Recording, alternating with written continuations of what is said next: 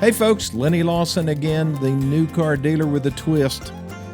I tell it like it is. Like, for example, my wife and I have to go to Florida in January. And I was making airline reservations. And there's this one airline, Allegiant, that has an incredible deal. One way for $39. There were only 3 seats left. So I jumped all over it. And then the trip back was also $39 per person. Well, then how come that they wanted to charge $789 to my credit card when the reservation was complete? It's kind of like going to a car dealership after seeing something on their website saying $10,000 off or payments as low as $99 a month. Yeah, they can get them that. They can promise them, but they can't deliver, just like Allegiant couldn't deliver. I made the reservations. It was still, I don't know, I could have gone with Delta or American, and it was going to be about $50, $60 more. But they charge for, I think they charge for breathing. If you want to breathe while you're on the airplane, you got to pay a breathing fee. That's what I felt like. I mean, so I had to pay for my seat assignments. There was so many dollars per seat assignment. Oh, you want to carry on a bag? Well, if it's like a purse or something, that's going to be an extra $49 each way. Oh, you got luggage. Oh my goodness. Most airlines charge for luggage, but this was way higher. It seemed like to me $149 for each of us times 2 because it was a round trip. I can't remember what else. There was the breathing fee. Let's see. I think that's about it. But that's very disappointing, when you think you're getting a deal and you're really not. In today's program, we're going to ask the question, what would you do if this happened to you? Because all of the things that I'm going to talk about are common. They happen to people who own vehicles. And, your car life, as I say, is a big part of your regular life.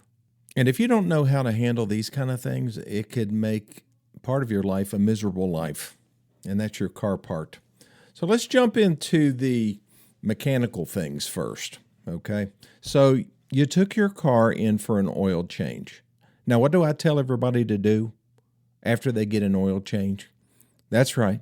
When you get home and the car has cooled off, then you open your hood. Hopefully you know how to do that. Find your dipstick. Hopefully you know where that is. Pull it out, wipe it off, and stick it back in. Pull it out again and check out your oil level. It should be right at the full mark. I guess it's important to know which one's full and which one's not full, but the one at the top closest to your hand, that little handle where you pull out the dipstick, that is full. And right after you get an oil change, it should be full, right? It might be slightly below that because maybe all the oil hasn't drained all the way back into the oil pan. But it's important to pull that dipstick out, wipe it off, and then stick it back in, and then pull it out again to read it because sometimes the oil will kind of creep up the dipstick. I don't know why it does that. It's science, but it does. And so you got to wipe it off and stick it back in, pull it out again and look at it. And if it's low, what do you do if that happens to you? Well, you call the oil change place and say, I got shortchanged a little bit. You guys didn't fill my vehicle up with oil. It's only up to the half mark. It's been sitting for an hour. And they'll hopefully ask you to bring it back in and give you a coupon for your next oil change for free. At least that's what you should ask for. Because, what you could say in a nice way, if I hadn't paid attention to this and waited the normal amount of time that I normally do to get an oil change, then this could have done damage to my engine. And if they give you any feedback on that, it turns into a debate, then maybe you're getting your oil changed at the wrong place. Well, you may be getting it changed at the wrong place if that happens. Has it ever happened at my dealership? Yes, it has.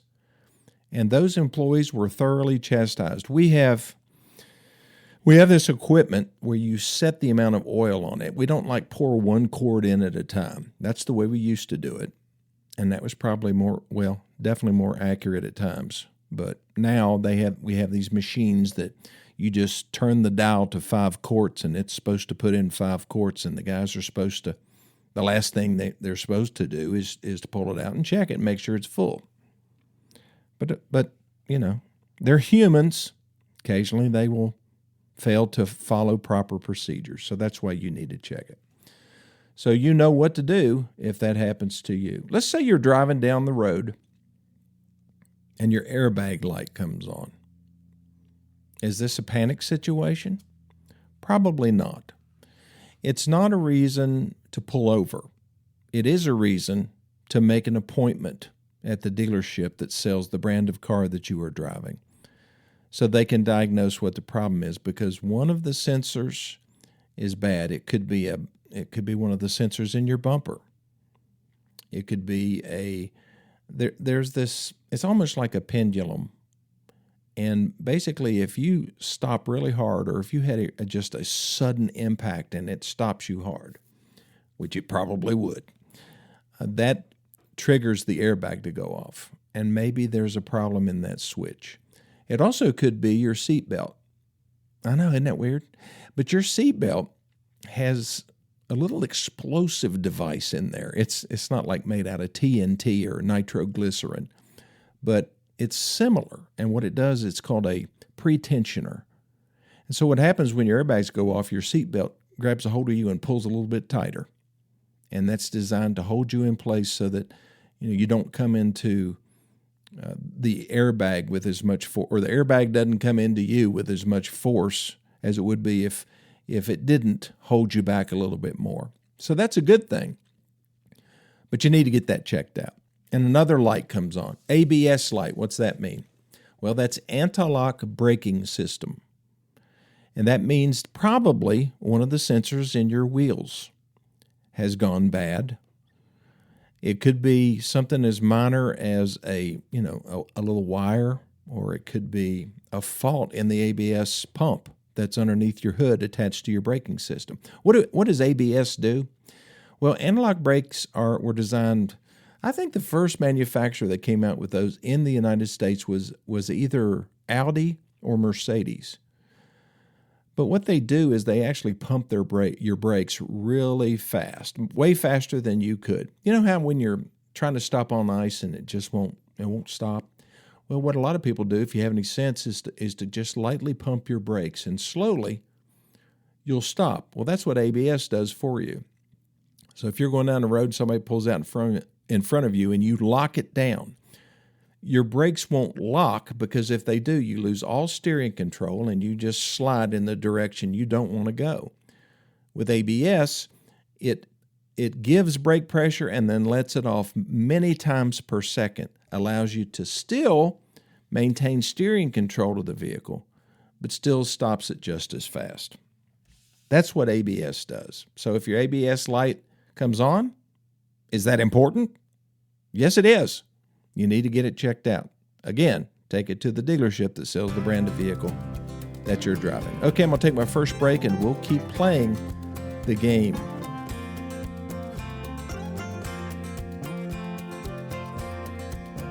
Okay, what would you do if this happened to you? See, a lot of people they don't know, because it doesn't happen that often. It's a rare occurrence, but it's nice to know, isn't it? It's nice to know what all those little lights mean on your car. I mean, if you're going to take off in a Boeing 747, don't you want the pilot to know what all the gauges mean? Can you imagine going up to the pilot and meeting him and wanting a little tour of the cockpit, and you point at different things and you say, "Well, what's that do?" And he says, "I really don't know." Is that going to give you a great deal of confidence? Well, your backseat passengers in your car don't have a lot of confidence if a light comes on and you say, "I don't know what it means." So it's important to know what all those lights mean. Airbag, ABS light, check engine light, oil light. Now that's one that comes on, you pull over, okay? Because that's just important. If you don't have an oil light and you have an oil pressure gauge, and that goes down really, really low, you pull over. That's just something that you do. I've seen a lot of people not pull over, and then they end up with no engine. The engine has to come out. Okay, what would you do if this happened to you? Your door won't close. You're just standing there and you're trying to close it and you're banging it and it keeps banging against the latch. What's wrong? Well, if it's an older car, it could be sagging hinges. Over time, they're getting tired and the door just keeps sagging a little bit and it's just missing the latch just barely and won't close. And this happens. What you do is just pick up on the door handle and close it, and then the door will close. But also sometimes the latch plate gets stuck, and that is the little trigger. It looks like a little trigger that's in the door itself, and it just gets flipped down, and it's not supposed to be in that position. You have to flip it up, and you can do that with your finger, and then the door will close. Now, it's still something you need to get addressed. You can do it when you get home. Just spray some WD-40 on the door latch, and then open and close it several times, and it'll probably be okay. But the spring could be faulty as well. So it's just something you might need to get checked out if it happens all the time. So that's happened to me many times, usually in older cars. I try to close the door and bang, the door will not, it hits really hard and makes a loud noise, but it doesn't close. It just bounces right off the hinge. But see, I know what to do about it. So no panic situation there unless you didn't know. Okay, what would you do if this happened to you? All of a sudden, the interior of your windows, they keep steaming up in the morning. I'm not just talking about condensation. I'm talking about it's like greasy steam. And plus you notice that the carpet is getting damp on the passenger side, not on the driver's side, just on the passenger side. Well, I hate to tell you this, but your heater core has failed. It's dripping, and it's releasing antifreeze into the atmosphere, into your vehicle. You would probably smell it. But some people just say, somebody put some air freshener in here. No, that's not air freshener. That's antifreeze. That's an expensive repair, unfortunately, and it usually doesn't happen on newer cars. But if you've got an 8 or 10-year-old car and you've never flushed your cooling system, it's very possible that your heater core could fail. That's where the heat comes from. The antifreeze or the coolant that's in your engine goes through the radiator, cools down, goes into the engine, gets hot again. Before it heads back to the engine, there's some of it goes through the heater core, which is mounted in your dashboard on the passenger side. And that's where your heat comes from in your car. So it passes through it, then heads back to the radiator to get cooled down again before it goes back through the engine. But so you've always got hot coolant running through the heater core. And so it's a big problem. It's very expensive to repair. I hate to tell you that, but that's what's causing that. Okay, what would you do if this happened to you? It's a cold evening. You've been to a ball game or something. You go back out to your car and it won't start. Battery's dead. You left your lights on or something. So what do? Well, of course, you're going to try to find somebody that has some jumper cables. You should have a really good set in your car, but most people don't listen to my advice when it comes to that, so they don't. They find some nice gentleman that has a pickup truck, and he drags out his jumper cables and hooks them up correctly, but the car still won't start. What's wrong? Well, more than likely, you have to let the vehicle sit there and charge. If it's really, really dead, then he's going to have to rev up his engine and let it run for about 4 or 5 minutes. And then that'll send enough electrons over to your battery to give it just enough juice to crank. Now, if it still doesn't, you really need to check those connections again, because you could have some corrosion on your battery terminals, or he could have some on his. You just wiggle the clamps around a little bit until you make sure that you have a good connection. And if that doesn't work, it may be the fact that those jumper cables that he's using came from Five Below, the store that everything's $5 or less. Folks, you got to have some really thick jumper cables. When I say thick, I'm talking about the copper wire that's in the jumper cables is really thick. I mean, if you go to a store and you buy a set of jumper cables for $29, that's not enough. You need to spend $69 or $89. Get some really good cables with really thick wire and really good clamps, and you'll never regret it. Maybe that's a good stocking stuffer. Okay, let's go into the sales department here. Let's say you bought a car, you financed it, and then you got home and you decided smartly to review your paperwork again. You're all excited and everything, and you'd rather not do that. But you said, let's just look at this. Something's bugging you, and you notice something that you really didn't know you had. And you actually bought an extended warranty. And you didn't need it because, you planned on just keeping the car for 2 or 3 years and you'd still have the factory warranty. I mean, why buy an extended warranty, right? But you bought it, you signed for it, but you didn't realize it. So what happened? Well, I'm sorry to say, but your payments were packed. That's against the law. But, they try to get by with it because, you weren't paying attention.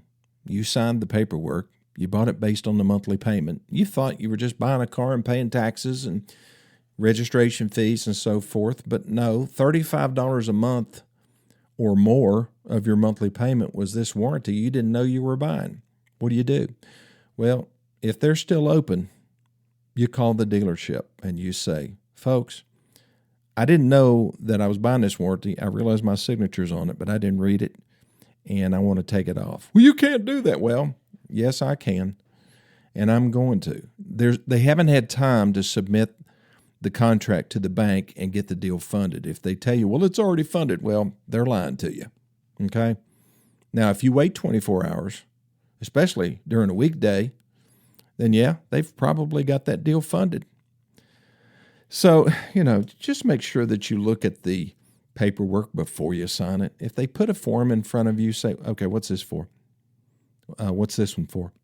Okay, why am I signing a power of attorney? Okay, what is this document? I didn't want a warranty.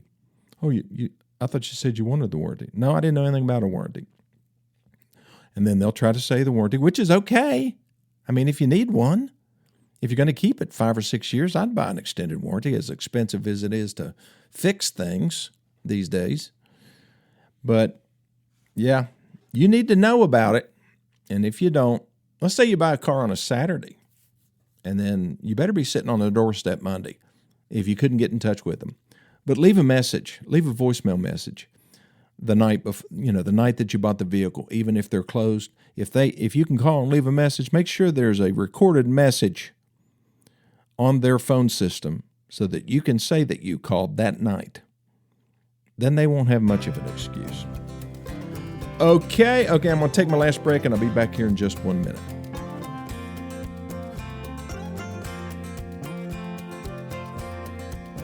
All right, this is going quickly. Let's say that you're driving your vehicle. You've had it for a long time. You know how it drives. You know how it drives at 45 miles an hour, 55, 65, 70, but all of a sudden, at 60 miles an hour, it's just vibrating like crazy, and your steering wheel's shaking. What's happened? Well, unless you've picked up a nail and your tires are going flat, you've probably thrown a wheel weight. What's that, Lenny? Well, they use wheel weights to balance your tires, and that is a process done on a computerized tire balancer. We used to do it manually.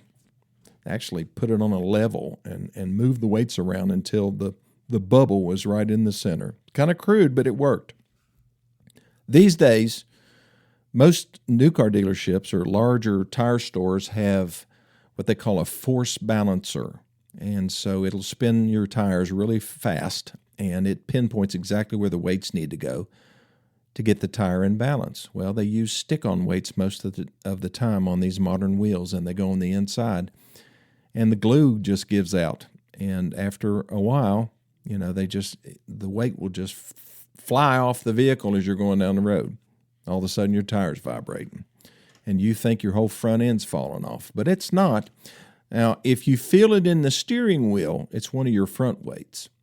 If the steering wheel's fine, but you feel it in your rear end, in your bottom, it's the seat's vibrating, then it's one of the rear wheels.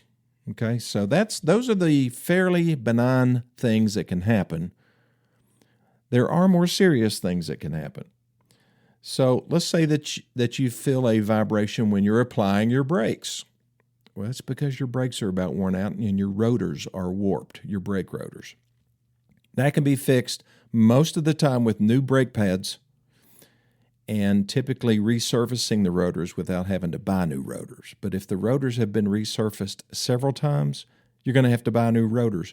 Make sure you use OEM quality rotors. Don't get Chinese-made rotors.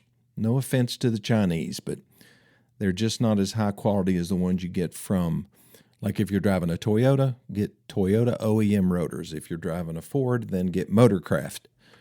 That's the Ford parts brand. So this is important to do this. Let's see what else could be the case. Oh, let's say that all of a sudden your steering wheel is shaking violently. Now, this could be a part on your steering that has gotten loose. You know, maybe a ball joint has just completely died in your steering. That's just one of the flexible joints in your steering. And that can be really serious. I mean, you're going down the road really quickly. You don't want your steering to quit working. And if you just had your tires rotated and then all of a sudden you notice this, man, somebody could have left a lug nut loose. That's really serious. And that could cause you to lose your wheel altogether. I saw that happen not too long ago to a young man as I was going out to my daughter's house. He was sitting there in the middle of the road, and his left rear wheel had flown the coop. It was gone. And we were able to locate it, but the damage was done, and he had to be towed in. Yeah, that's frightening. You just got to be able to trust the people that are rotating your tires. But what do you do? I mean, just like the oil change. I mean, if you get it home, you want to check your oil. Do you get out your lug wrench and make sure that all your lug nuts are on there good and tight? You shouldn't have to, but I know a lot of people who will do that just because they don't trust the technicians at the dealership or at the Jiffy Lube or the tire store. So they check them. And if you've been burned a couple times like that, I don't blame you. I don't blame you for doing it. But hopefully you're doing business with somebody that they check those things and they're very diligent about it, and they have a checklist. That's why I recommend you go to a new car dealer for new car service while it's under warranty and even after it runs out of warranty. I just think that's important. Well, thanks for listening to this edition of My Car Guru. I like to play What Would You Do If It Happens to You? We'll do more of that tomorrow, and I'll see you next time.